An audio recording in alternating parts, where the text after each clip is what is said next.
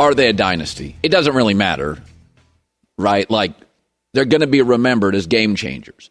Here's why they're a dynasty. Not just because of the 4 titles in 8 years, but because they are the essence of what you want your basketball team to be. You want your college basketball team to play like that. That fluidity, that ability to shoot, play defense, that kind of chemistry and leadership.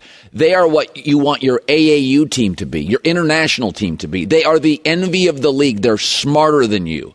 They're more selfless than you, more human than you, play better defense than you, develop their players better than you. They are a dynasty because they are the essence of the sport. They are the standard, not just the winning standard. That's not it.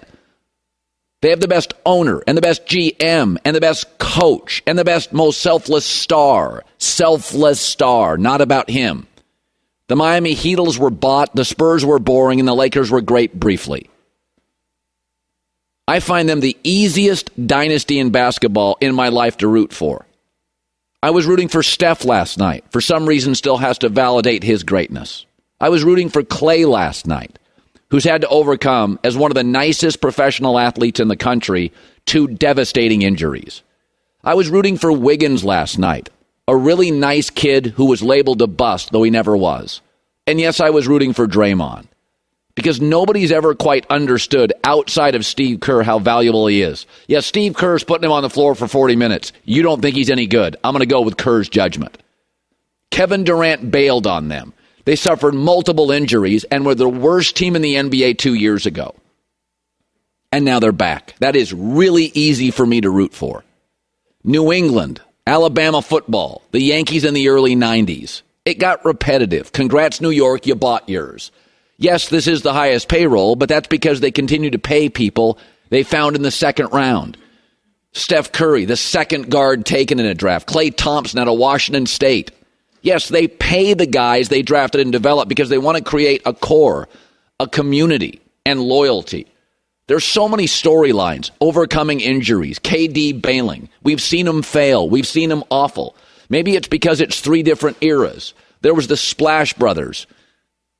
From Washington State and Davidson, Draymond Green to second rounder. I don't even remember him playing at Michigan State. And then they were the super team that everybody hated. That guy left, more about him later, and then they've rebuilt it from the studs. I find them incredibly easy to root for. And as LeBron tries to speak playing for the Warriors into existence 2 times in the last 6 months, Steph Curry always says, we're good here. It's not about mobility. You're welcome to join, but you will not be the soul of the team. You will not handle the ball, and you can leave, and we'll win without you. That's what's great about them, is that not only are they the best team in basketball, but they're ready to go on another run. They do need some length. Oh, they've got 21-year-old James Wiseman about to play next year. They could use another wing defender. Here comes Jonathan Kuminga. You know, Steph's getting old. Jordan Poole, Moses Moody, ready to go. They do it the right way, and smart wins in sports. Their owners A++, their GMs A++, their coaches A++, their star is A++, their revenue is A++, their arena is A++, and the promising young stars on the bench have a chance to be A++, and knowing the Warriors, they will be. The longer this series went, the more lopsided it felt. That's not to say the Celtics were a pretender. They weren't. They were the best the Eastern Conference had. I still contend if Chris Middleton is healthy, Milwaukee is here and loses, from what I've seen. But I think what you saw from the coaching and the experience, the longer the series went, we thought so many things early in this series were holes for the Warriors, their size. They solved all of them. But the thing Boston was, they hid their biggest flaw early, half-court offense.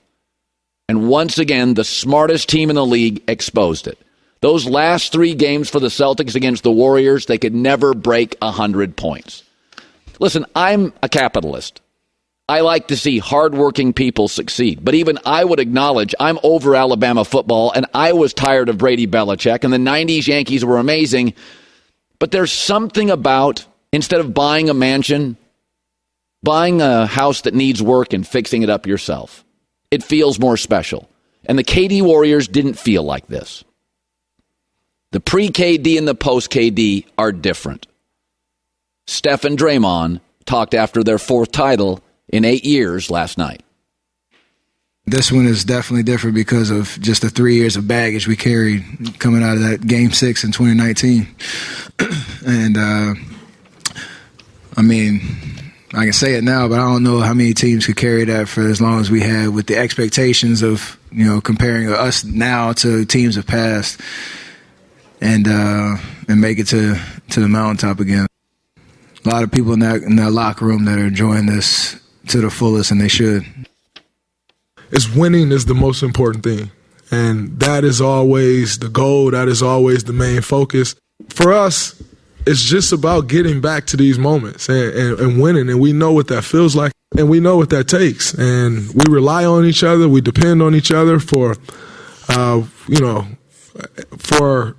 if I may struggle in one area, Steph just isn't going to go try to do it. We rely on each other for what we're great at, and it still has not been proven when we hold that anybody can stop it. By the way, it sounds so simplistic, right? It's about winning. It's amazing how rare that is. As sports has gotten so profoundly beneficial to professional athletes and college athletes now, there are a lot of things that pull at you. Fame and money, your Instagram page. The Warriors have always kept it about winning. The Patriots always kept it about winning. Congrats if you're stylish. If you get records and awards. It's not what matters here. What matters is the W. The 4th in 8 years. Let's shift gears to Steph Curry. He won the MVP. It's always been remarkable to me how sports fans, not all of you, I think a lot of you actually watch the games and have some nuance and you understand the complexities and the contextualization of sports. Many of you do. I don't want to lump everybody in. But how awards really validate. Phil Jackson has 11 titles. He won Coach of the Year once. Give me a break. LeBron has not won an MVP in 9 years. Stop giving out the award. It means nothing if LeBron hasn't won an MVP in 9 years. If Phil Jackson has won Coach of the Year award, it means nothing. Steph Curry's MVP doesn't validate anything to smart sports fans. Here's my validation. In the history of professional basketball in America, the Mount Rushmore to me is indisputable. It's Michael, Magic, LeBron, and the greatest center of all time, Kareem Abdul-Jabbar.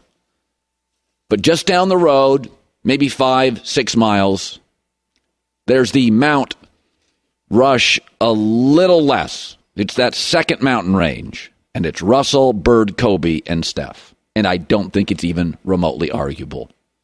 You really think Tim Duncan had the impact and the influence of Steph Curry? Steph Curry is what every basketball coach at every level is looking for. As good as Jason Tatum is, look at the gap after this series of Jason Tatum and Steph Curry. One's a two-way player. One can initiate offense. One can elevate others. One can shoot. One can always get his shot. One is always great. Scores in the paint, though he's smaller.